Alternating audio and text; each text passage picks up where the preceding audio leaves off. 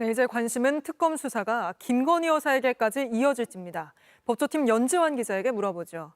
자, 연 기자, 수사 대상 16개 중 이게 1호가 됐는데 삼부 토건 주가 조작 의혹이 1호가 된 이유가 있습니까? 네, 문홍주 특검보는 먼저 준비된 것, 국민적 관심사가 가장 큰 사건이 중요한 기준이다 이렇게 설명을 했습니다. 네. 이 사건은 김건희 특검법의 수사 대상 중에 상대적으로 기존의 수사가 더뎠다 이런 평가가 많았습니다. 압수수색도 이번이 처음입니다. 네. 그런 만큼 특검은 준비 기간 동안에 이 사건을 많이 집중했다 이렇게 파악이 됐습니다. 압수수색이 늦어질 경우에 증거가 인멸될 우려도 컸습니다. 네. 실제 특검은 삼부토검이 압수수색 사흘 전에 본사 사무실을 이사한 경위도 살펴보고 있습니다. 김건희 특검의 수사 대상이 많기 때문에 삼부 토건 주가 조작 의혹이 어떤 사건이었는지도 간략하게 짚어보죠. 네, 2023년 5월 18일 원희룡 당시 국토부 장관이 우크라이나 재건 MOU 계획이 발표할 것이다 이렇게 보도가 나왔습니다. 닷새 뒤에는 삼부토건이 우크라이나 도시들과 재건 MOU를 맺는다 이런 소식도 전해졌는데요. 자, 이렇게 되면서 1,000원 수준이던 주가는 1,900억 원 수준으로 올랐습니다. 네.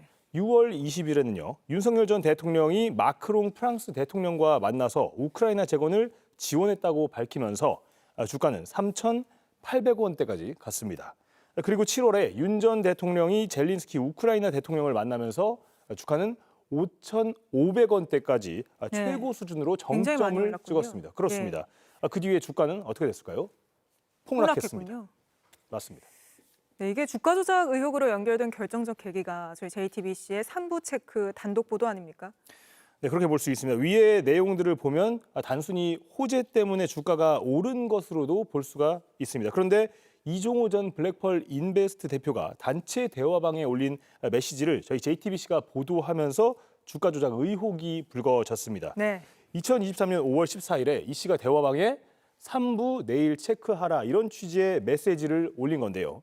다음 날 우크라이나 영부인이 공교롭게도 한국에 오고 그 이틀 뒤에는 김 여사가 직접 만났습니다. 이종호 씨는 김 여사가 연루됐다는 도이치모터스 주가 조작 의혹의 공범인데다가요. 최상병 사건에서 임성근 전 사단장의 구명을 로비했다고 지목을 받는 인물이기 때문에 의혹이 더 증폭이 됐습니다.